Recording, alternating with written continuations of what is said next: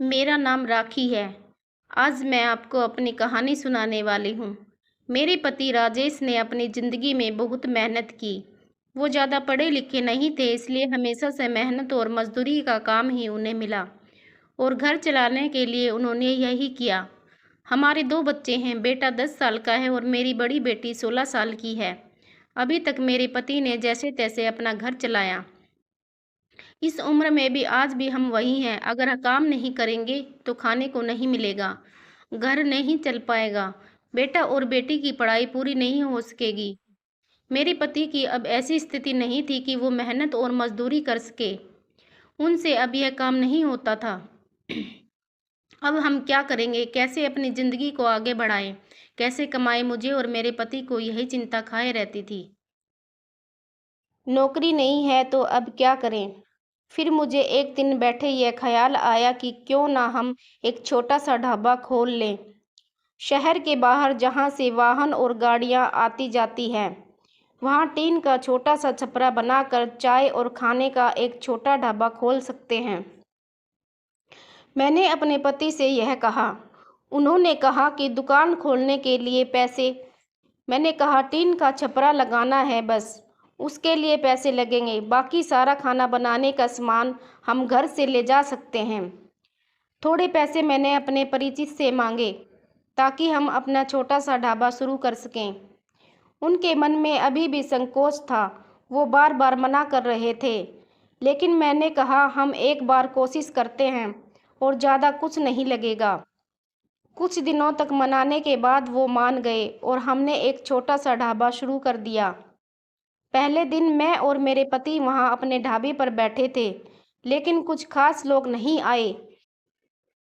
ढाबा छोटा और ऊपर से सभी खाने वाले पहले ही अपने ढाबे फिक्स किए होते हैं कि उन्हें कहाँ रुकना और कहाँ खाना है। हमारा पहला दिन निराशा भरा था। कुछ दिन ऐसे ही गए, कोई इक्का दुक्का लोग चाय पीने रुका करते थे, लेकिन इतना नहीं होता था कि हम उससे अपना घर चला सकें। मेरे पति फिर से किसी काम की तलाश में लग गए। उन्हें एक काम मिल गया जहां पैसे कम थे लेकिन कम मजदूरी थी। उन्होंने वो कर लिया, लेकिन मैंने ढाबे पर जाना नहीं छोड़ा। अब मैं अपने बेटे और बेटी के साथ वहां जाने लगी। हमने हिम्मत नहीं हारी और धीरे धीरे कुछ लोग हमारे यहाँ आने लगे। एक महीने में ग्राहक और भी ज़्यादा आने लगे। कोशिश करते करते अब हमारे यहाँ रुकने लगे थे। उन्हें घर जैसा खाना मिल रहा था, इसलिए हमारा छोटा सा ढाबा चल निकला। मेरे पति जितना कमाते उससे ज़्यादा अब ढाबे से कमाई होने लगी। देखते ही देखते हमने जो छोटा सा ढाबा खोला था उससे हमारी आर्थिक स्थिति में बहुत सुधार हो गया। जो कर्जा लिया था वो भी उतर गया।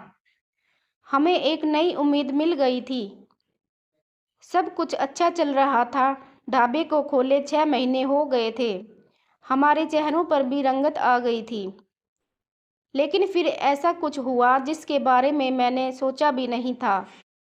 एक दिन घर से जब हम लोग ढाबे के लिए जा रहे थे, तब मेरे पति कहते हैं, ढाबा आज से बंद, कोई भी अब वहाँ नहीं जाएगा।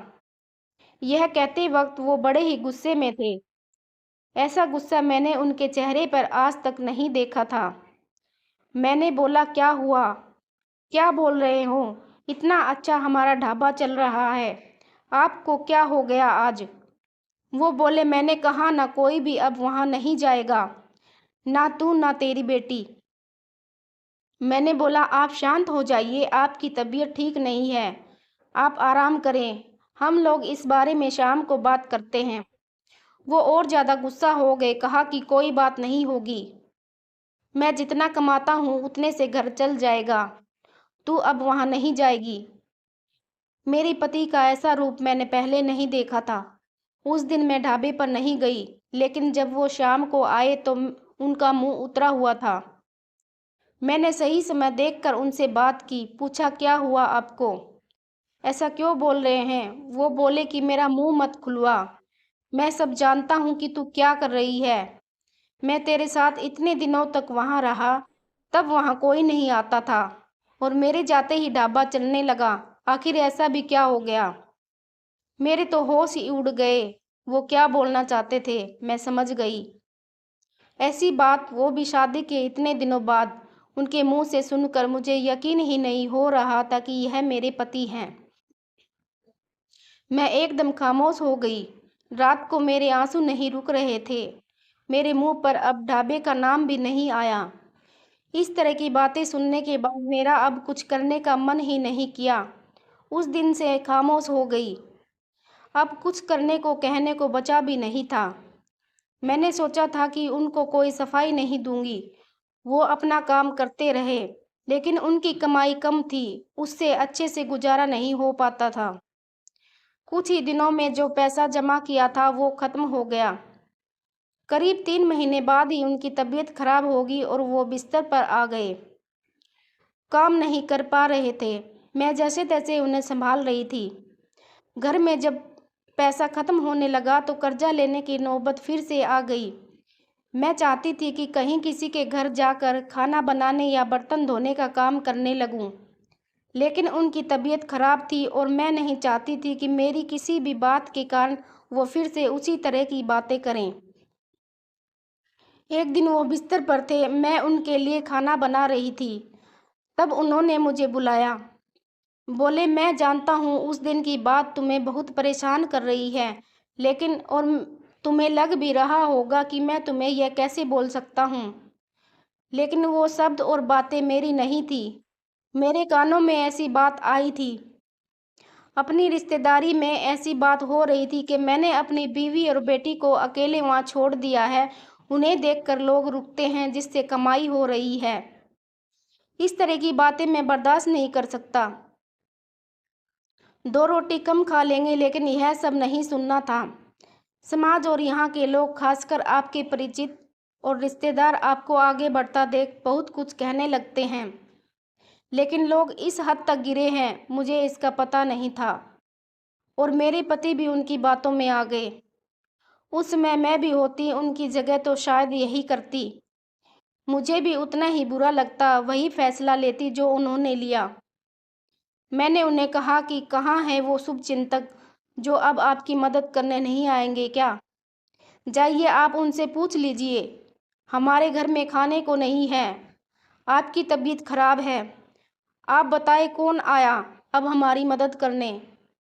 दुनिया किसी को खुश नहीं देख सकती, और अगर कोई मेहनत करके आगे बढ़ता है तो सारे प्रयास करके उसे पीछे धकेलने की कोशिश करते हैं, और आप उनकी बातों में आ गए।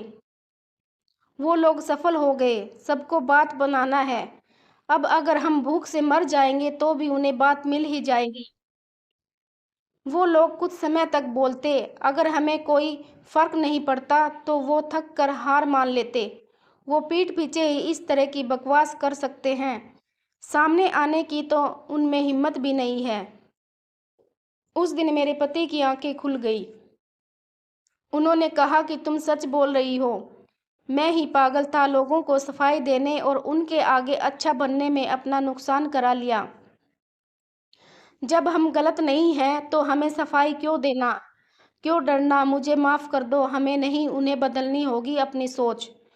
और अगर नहीं बदले तो हमें क्या, हमें अपने कर्म करते रहना चाहिए। क्या अब हम फिर से कुछ कर सकते हैं? मैंने कहा, कभी भी देर नहीं होती है, हम अब भी कर सकते हैं। मेरे पति बोले, मैं भी अब तुम्हारा साथ दूंगा, अगर तुम चाहो तो। मैंने हाँ कहा और फिर एक बार कोशिश की। थोड़ी मुश्किल हुई, लेकिन धीरे धीरे गाड़ी पटरी पर आने लगी।